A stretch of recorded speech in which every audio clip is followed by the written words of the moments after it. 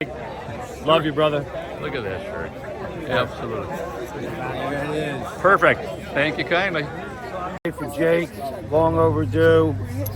Miss you, brother. Board. Oh, it's an Elite 150. It's an antique. I It's guess got so. Sims binding, original Sims binding. Yeah, Look at that. we don't ride it anymore, but it's on the wall. We're with Doug from Chester with a vintage Burton snowboard. Tell us a little about that board. How old is it? I just actually, this friend Jimmy who I just met knows more about the board than I do. How old is that board? So that board's a 1982 Burton backyard. It's pretty rare. Wow. So back in the day, a lot of people used to buy there was two boards. There was a back hill and a backyard. Yeah. The back hill was the one with the bindings, and a lot of people purchased that board. And the backyard was the cheaper version without bindings. It just had a power cord. Right. And this board is more rare than some of those back hills. Oh, well, but that's good. from 1982. And the 82. interesting part is it has Jake Burton Carpenter's initials right here. Oh, look at that. So JDC, Jake Burton Carpenter. Wow. So Wow. Very cool board. Yeah, this is cool. Very cool. Thank you very much. What's happening today? I'm delighted to be here seeing the town of Londonderry get a state sign honoring Jake Burton. You know, of course, we all know he got his start right here, just a shop just down the street from where we are. And so many Vermonters followed in his path, you know, to do all kinds of things, including just local kids who did a great job. And it's really an honor to be here for the state to have said this is a great thing. So, yeah, nice to be here. Well, thank you for coming out. Thank you. What do you want to know about? Well, what's happening here today? All right, well, we got a dedication for Jake, and Donna's coming down to help show us a plaque that's coming up. And I even brought this from my snowboarding days. Oh, I have seen those. You predate me. Cool. Great turnout, That too. was way back when. Oh, yeah.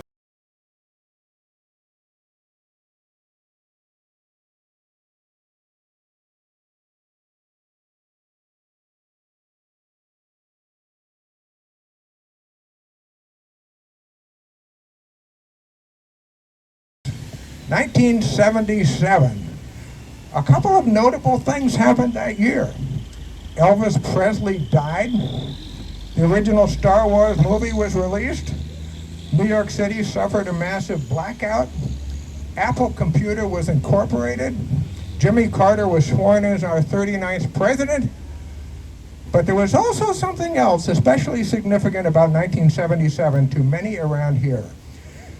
An incredibly passionate and persistent tinkerer named Jake Burton Carpenter came to Londonderry with an idea he was obsessed with. He set up a workshop right down the road from here on Main Street. He hired a couple of employees, including Mimi and Mark Wright, who are here.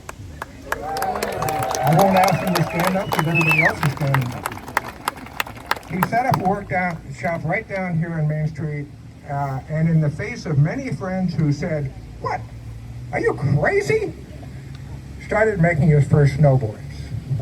Jake's first workshop down Main Street was lost to fire a few years ago. It stood right across from a deer weighing station. I know, it's such a perfect location. Some were convinced that the building was just a front for a drug operation, but would that stop things? No way. When looking back, Mimi and Mark tell people they would sniff glue from fabricating the boards all morning. They'd stagger over to the mill right here, have a sandwich, then walk back to the workshop for an afternoon of sniffing. I guess OSHA didn't have much of a footprint here in Londonderry. But more than that, Mimi and Mark are still here, alive and well. So why Londonderry? As crows fly, it was in the epicenter of southern Vermont area ski locations, including Stratton, Bromley, and Magic Mountains. And as important, this whole area was littered with skiing fanatics. This was important to Jake. And all these years later, many still live in our little town of Londonderry. Mimi and Mark Wright, who I mentioned earlier, Lyle Blaisdell, who's here, who played a major role in the development of half pipes. Hobie Chittenden, known early on as the half-pipe acrobat. Ross Powers, who won a gold medal at Salt Lake's Winter Olympic Games in 2002, and before that, a bronze at Nagano Games in 1998. Herbert Schriebel, who's also here, snapping pictures. One of sport's most prolific photographers, and more standing among you that I'm sure I'm forgetting, but please forgive me. Today, many years after Jake Burton Carpenter just happened to come to our little pleasant village, we're here to recognize Jake's contribution to Londonderry, Vermont, and winter sports around the world. At this time, let me take a moment to thank Laura Trishman, Vermont State Historic Preservation Officer, for so enthusiastically supporting our efforts to install a Vermont roadside historic marker in Londonderry, and she's here with a gaggle of people. And let me thank all of you for being here today to help us dedicate this tribute to Jake and the birthplace of Burton boards. So, now it gives me great pleasure to introduce Donna Carpenter, owner and chair of the board of Burton.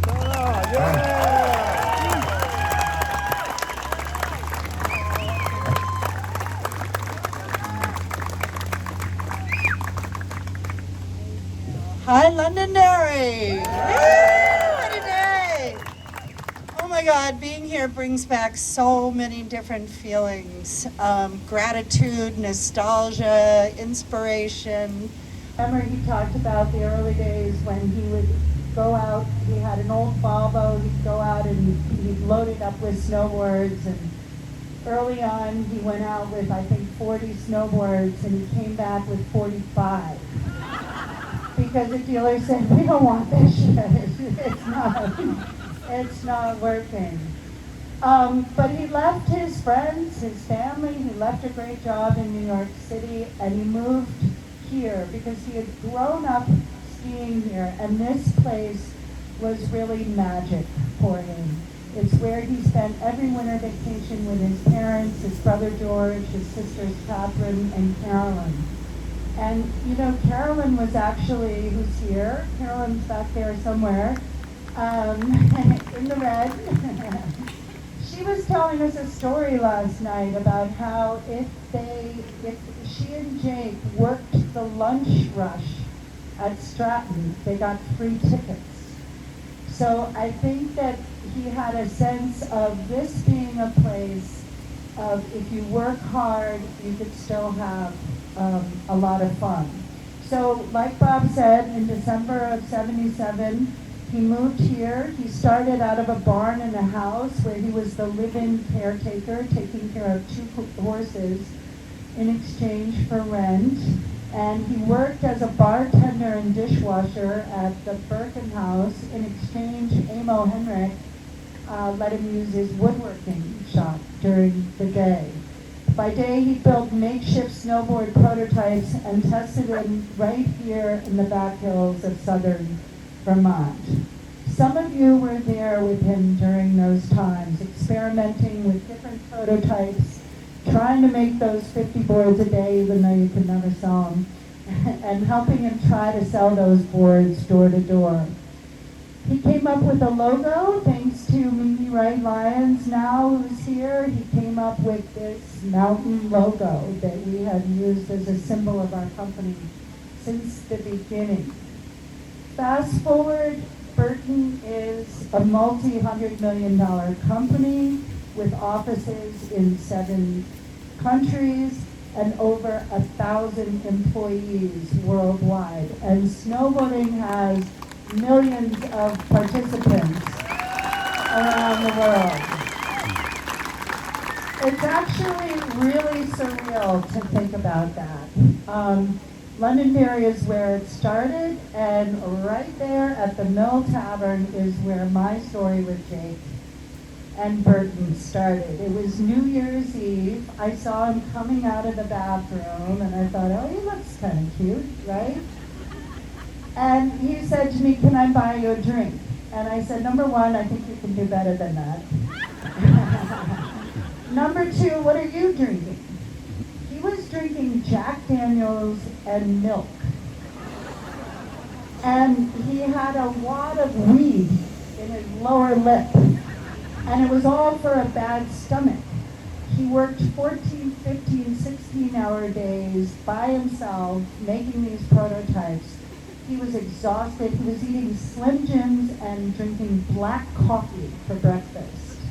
He always said, well, he did say like all the hard work at Burton started before I met him in 82. He really got the hard work done. But he also said I cured his ulcer. Jake used to call Burton our first baby before we had our 3 sons, one of who's here. You can't miss him because he's 6'8". Taylor is here. Didn't give up. He knew he wasn't going to get rich.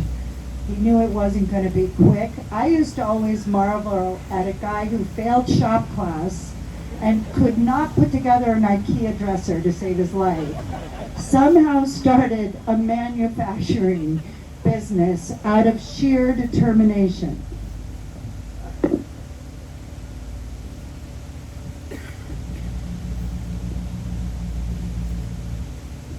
So in that way I've said, you know, I don't know what the next 40 years of Burton and snowboarding is going to be, but I know we're going to be in Vermont.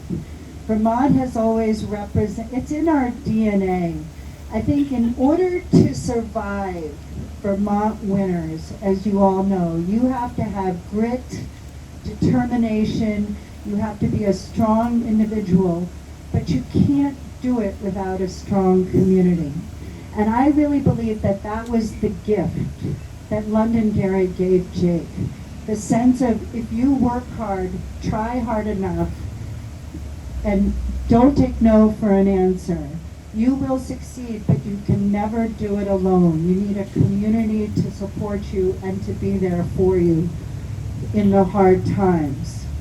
So the other feeling I feel today really is inspiration because of this community in Londonderry who's here to support us as we unveil this historic marker, the community of snowboarders around the world who are like-minded people wanting to stand sideways on snow, a simple idea with incredible consequences. You know, I always quote Governor Scott when Jake passed said, it takes millions of years to move mountains. Jake Burton Carpenter did it in a single lifetime. He changed the mountains.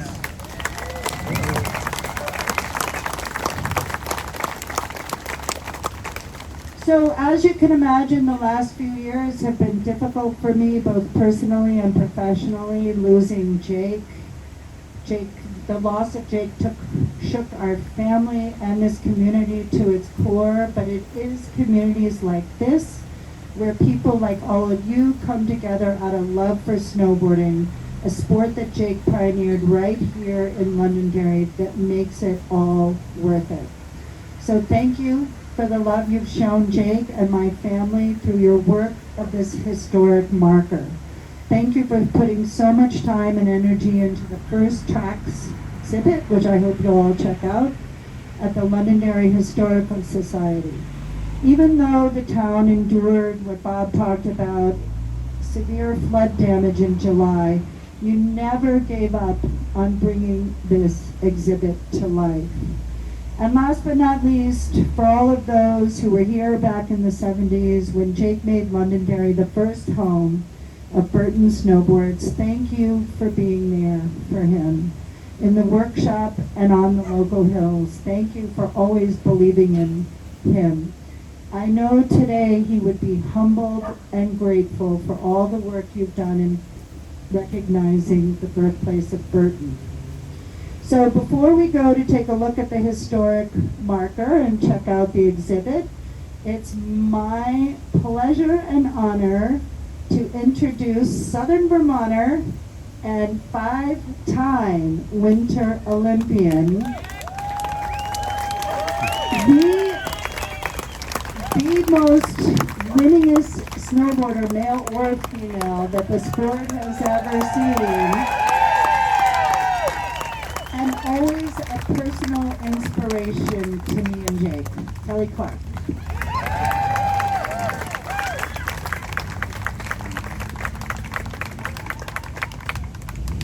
everyone. It's nice to see so many familiar faces here today. Get that mic right up in the grill. Thank you. Thank you, thank you. I'm going to share a little bit about the role that I kind of play in this grand picture of snowboarding that we all have an intricate role in. As Donna mentioned, I had the privilege of representing Vermont and the U.S. At 5 different Winter Olympic Games. I was able to come home with 3 medals, and this next winter will mark 25 years of my partnership, sponsorship, and friendship with Burton Snowboards.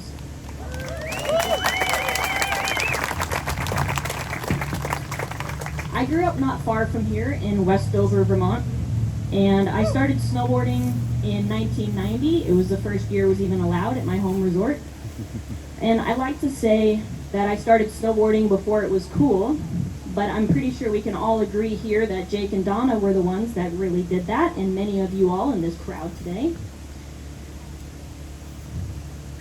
My parents told me that I could be anything that I wanted to be when I grew up, until I told them that I wanted to be a professional snowboarder, and they said, yeah, that's not really a thing, anything but that. As many of you remember, snowboarding just really wasn't established yet. And I remember I was 14 years old, and I had recorded the 1998 Olympics on a VHS tape. Anybody? VHS? And I watched local hero here, Ross Powers, win a bronze medal in the Nagano Olympics. And I just had this thought. I thought, if that kid from Vermont could win an Olympic medal, maybe this kid from Vermont could do the same thing. Much like Jake and Ross, I knew that snowboarding was a thing that I wanted to give my life to, and I spent the better part of my life chasing down that Olympic snowboarding dream, and the rest is history. Snowboarding has come a long way from then, and an even longer way from when it started in a workshop here in this town. I'm grateful to have been part of it, but none of us would be here without Jake and Donna's vision for what could be. They inspired countless people like myself that we could also turn nothing into something. Jake pioneered and created an entire industry.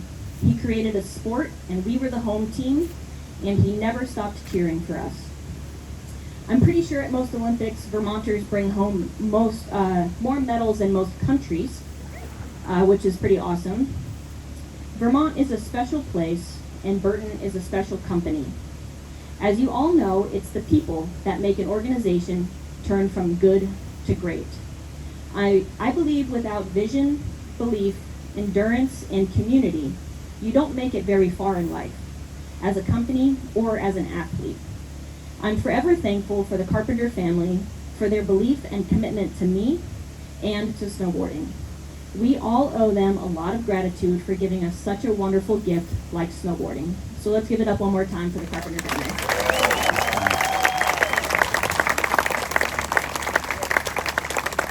Thank you so much.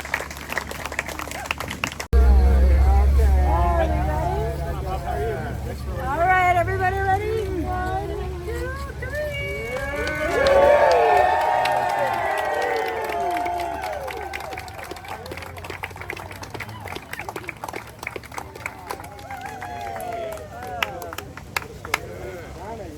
Yeah, thank you.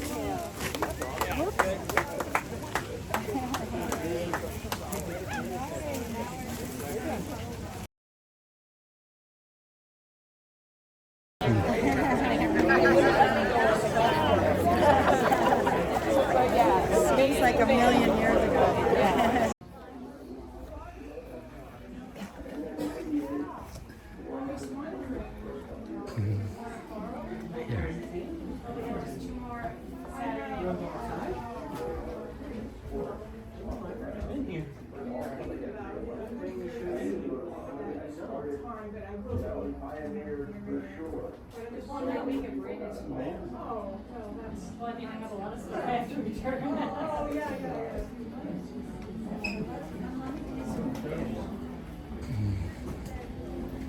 Well, hi everyone.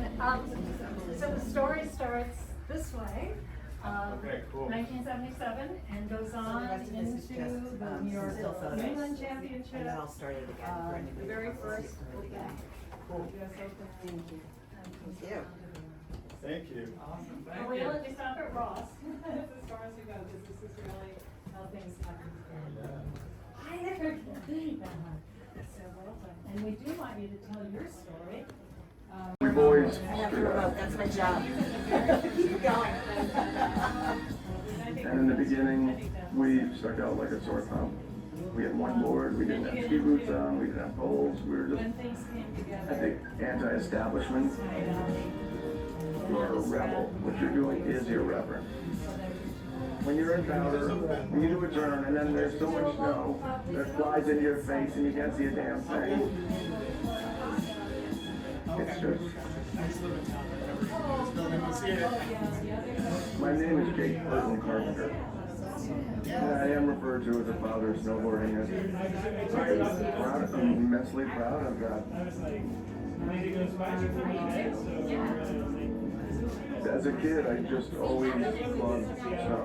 It was something that just grabbed me. That whole winter mood and vibe was something that I loved right as a very young child.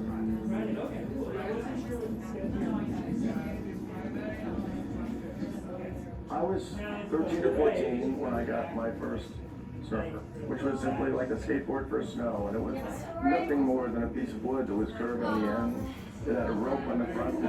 That's how you would sort of maintain your balance and not lose it. I bought a surfer, and I just fell in love with this sensation of surfing in snow.